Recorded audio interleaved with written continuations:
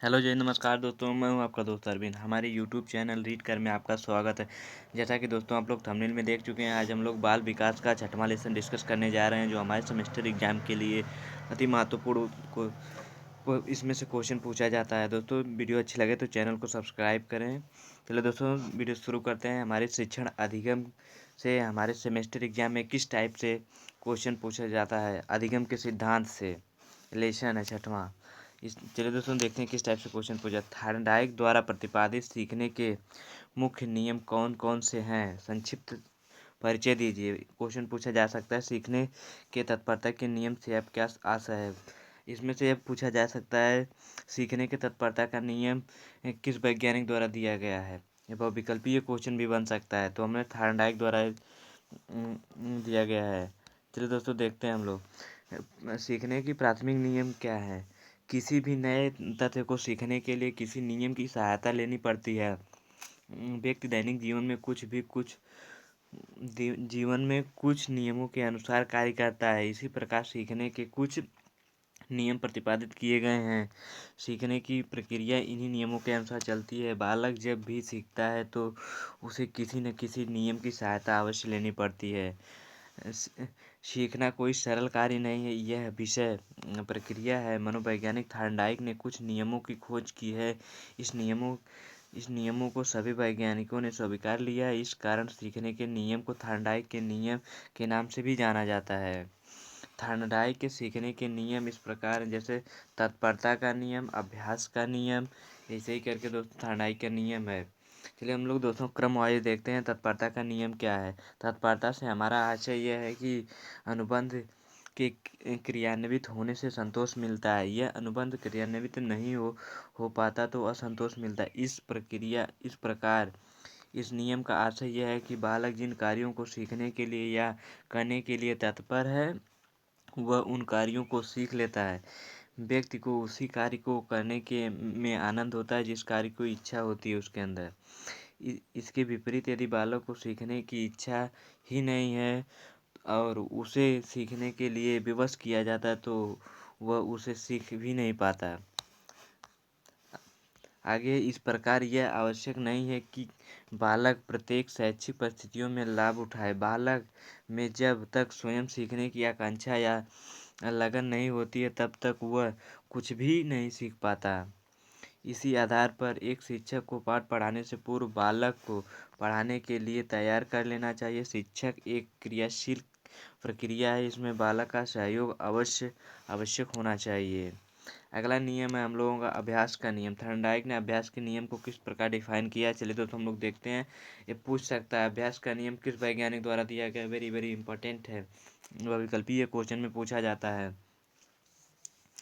इस इस उपयोग या अनुप्रयोग में इसे अनुप्रयोग नियम भी कहते हैं। उपयोग या अनुप्रयोग के नियम की व्याख्या इस प्रकार की गई। जैसे अभ्यास के नियम में दो नियम है, जैसे उपयोग का नियम, अनुप्रयोग का नियम। उपयोग का नियम क्या है। थॉर्नडाइक ने उपयोग के नियम का स्पष्टीकरण इस प्रकार किया है, जब किसी व्यक्ति या प्रतिक्रिया में परिवर्तन लाए जाने वाले संबंध बना दिए जाए और यदि अन्य वस्तुओं को किसी प्रकार रखा जाए तो उसमें संबंध की शक्ति बढ़ जाती है। अनुप्रयोग का नियम क्या है, ये अभ्यास के नियम का दूसरा है। थॉर्नडाइक ने अनुप्रयोगों के नियम का स्पष्टीकरण इस प्रकार किया है, जब स्थिति और प्रतिक्रिया में लंबी अवधि तक कोई परिवर्तन लाने वाला संबंध नहीं बनाया जाता तो इस संबंध की शक्ति क्षीण हो जाती है। थॉर्नडाइक का उपरोक्त नियम से आशय यह है कि दोहराना तथा अभ्यास सीखने में सहायक होता है। इसका अभाव ही विस्मृति उत्पन्न करता है। अभ्यास करते करते मनुष्य पूर्ण हो जाता है। कहावत है, करत करत अभ्यास जड़मत होय सुजान, रसरी आवत जात सिल पर पड़त निशान। मतलब अभ्यास करने से ही हमें ज्ञान प्राप्ति होती है, वो याद रहता है। अभ्यास द्वारा सीखने की शक्ति बढ़ाई जा सकती है अभ्यास के द्वारा, परंतु यदि अभ्यास अभाव तो इस शक्ति में कमी आ जाती है। इस नियम के अनुसार ही शिक्षा पाठ को पढ़ाने के पश्चात दोहराता है। अगला नियम है हम लोगों का प्रभाव का नियम। प्रभाव का नियम थॉर्नडाइक द्वारा किस प्रकार डिफाइन किया गया है, चलिए दोस्तों हम लोग देखते हैं। थॉर्नडाइक सीखने में प्रभाव को सबसे अधिक महत्व देते हैं। व्यक्ति को जिस कार्य को करने में सबसे अधिक संतोष मिलता है वह वही कार्य बार बार करना चाहता है। इसके विपरीत जिस कार्य को करने में उसे दुख की या पीड़ा होती है वह उस कार्य को नहीं करना चाहता है। असंतोष से व्यक्ति की काम करने की इच्छा शिथिल हो जाती है। संतोष प्राणियों में उत्तेजना और प्रतिक्रिया का अनुबंध दृढ़ हो जाता है। थॉर्नडाइक प्रभाव के नियम को शिक्षण और सिखाने की क्रिया का मूल आधार मानता है। मैकडूगल ने प्रभाव के नियम से संबंधित अनेक प्रयोग चूहों पर किए हैं। दोस्तों बहुविकल्पीय क्वेश्चन में पूछा जा सकता है, चूहों पर किस वैज्ञानिक ने प्रयोग किया, तो हम लोगों का राइट आंसर हो जाएगा मैकडूगल। दोस्तों इसको याद रखिएगा।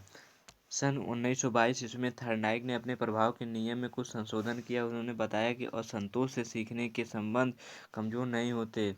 उसने बताया कि प्रभाव के नियम में बारंबारता तथा नवीनता का भी विशेष महत्व है। व्यक्ति के जीवन में प्रथम अनुभव का मस्तिष्क पर विशेष प्रभाव पड़ता है। थॉर्नडाइक के अनुसार प्रभाव का नियम सीखने और शिक्षण का आधारभूत नियम है। अगला क्वेश्चन किस टाइप से पूछा जा सकता है हमारे सेमेस्टर एग्जाम में, सीखने के गौण नियम कौन कौन से हैं।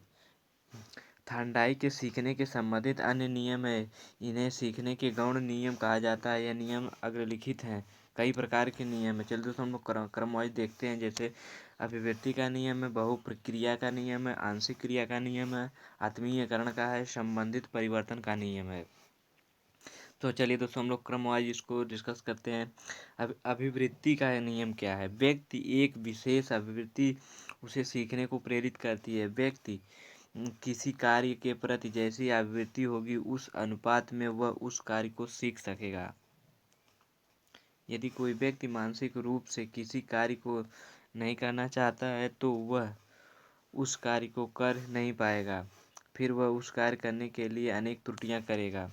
अगला है बहुप्रक्रिया का नियम क्या है। बहुप्रक्रिया का नियम क्या है, प्रक्रिया के कार्य के प्रति अनेक प्रक्रियाएं करता है। व्यक्ति उस कार्य में सफलता प्राप्त करने में अनेक प्रयास करता है। निरंतर प्रयास करने के पश्चात व्यक्ति को उससे संबंधित उपाय ज्ञान हो जाता है। सीखने का यह उपयोगी सिद्धांत है। अगला है आंशिक नियम क्या है। किसी कार्य को करने का एक तरीका यह भी हो सकता है कि संपूर्ण कार्य एक बार न करके उसे कई भागों में विभाजित करके किया जाए। इसे अंश में विभाजित कार्य सीखना कहते हैं। अगला है हम लोगों का आत्मीयकरण नियम। आत्मीयकरण क्या है, इस नियम से सीखने का आधार बालक का पूर्व ज्ञान होता है। बालक जो कुछ भी नवीन ज्ञान प्राप्त करता है उसे वह अपने पूर्व ज्ञान से जोड़ लेता है। इस प्रकार जो भी नया ज्ञान प्राप्त होता है उसे बालक के द्वारा आत्मसात कर लिया जाता है। दूसरे शब्दों में बालक के द्वारा नए सीखे हुए ज्ञान का दैनिक जीवन में संबंधित स्थापित कर लिया जाता है। अगला है हम लोगों का संबंधित परिवर्तन नियम। संबंधित परिवर्तन नियम क्या है, हमें एक सीखे हुए कार्य को विभिन्न परिस्थितियों में करते रहते हैं, परंतु इस नियम के अनुसार प्राप्त ज्ञान का उपयोग उचित सदृश परिस्थिति में किया जाता है। इस नियम में क्रिया के स्वरूप हैं तो अंतर नहीं आता, परंतु परिस्थितियां अवश्य बदल जाती हैं। थॉर्नडाइक द्वारा प्रतिपादित नियम शारीरिक सिद्धांत पर आधारित है। इस कारण उसे अपने प्रयोगों में सूझ का कोई प्रमाण नहीं मिलता। ऐसा अनुमान है कि सीखना व्यक्ति के नाड़ी व्यवहार के मार्गों का रूपांतरण है, परंतु थॉर्नडाइक के अनुसार ये मूल नियम वह कहता है कि आवृत्ति द्वारा सीखने की प्रक्रिया को अपूर्ण रूप से ही व्याख्या की जा सकती है। कुछ भी थॉर्नडाइक ने सीखने के महत्वपूर्ण नियम की व्याख्या की है। अब इस लेसन से हमारे सेमेस्टर एग्जाम में अति लघु उत्तरीय के क्वेश्चन कैसे पूछा जा सकता है। चलो दोस्तों देखते हैं, वेरी वेरी इंपॉर्टेंट क्वेश्चन है। दो या दो से अधिक व्यक्तियों के व्यवहार का तुलनात्मक अध्ययन करने की व्यवस्थित प्रक्रिया को परीक्षण कहते हैं। यह कथन किसके द्वारा लिखा गया है, क्रोनबेल के द्वारा लिखा गया है। बहुविकल्पीय क्वेश्चन में पूछा जा सकता है, अति लघु उत्तरीय क्वेश्चन में पूछा जा सकता है। अगला है प्रसंगात्मक बोध परीक्षण TAT का निर्माण किसने किया है? इसका निर्माण 1935 में मरे एवं मार्गन द्वारा किया गया। अगला है हम लोगों का, बालकों के अंतर्बोध परीक्षण में सीएटी का उपयोग सर्वप्रथम किसने किया? इसका प्रयोग 1948 में लियोपोल्ड बेलक ने किया। अगला क्वेश्चन किस टाइप से पूछा जा सकता है हमें सेमेस्टर एग्जाम में? सीएटी परीक्षण किस आयु के बच्चे के व्यक्ति या मूल्यांकन करने हेतु प्रयुक्त है? यह परीक्षण 3 से 11 वर्ष की आयु वाले बच्चों के लिए होता है। अगला क्वेश्चन पूछा जा सकता है, बुद्धि परीक्षण के क्षेत्र में कौन से नाम महत्वपूर्ण है? बुद्धि परीक्षण में साइमन, थॉर्नडाइक, टरमन आदि नाम महत्वपूर्ण जो बच्चों को बुद्धि के लिए परीक्षण दिए हैं। अगला क्वेश्चन किस टाइप से पूछा जा सकता है? प्रभावशाली बालक की बुद्धि लब्धि कितनी होती है? 140 से अधिक होती है। 110 से 120 बुद्धि लब्धि वाले बालक को क्या कहते हैं? श्रेष्ठ बुद्धि वाला। मंद बुद्धि वाले को 80 से 90 बुद्धि लब्धि कहते हैं। 20 से 25 बुद्धि लब्धि वाले बालक को क्या कहेंगे? मूर्ख बालक कहेंगे। रुचि का सामान्य अर्थ क्या है? लगाव। दोस्तों वीडियो अच्छी लगे तो चैनल को सब्सक्राइब करें, वीडियो को लाइक करें, शेयर करें। धन्यवाद दोस्तों, ऐसी वीडियो हमारे चैनल पे अपलोड होती रहेंगी। धन्यवाद।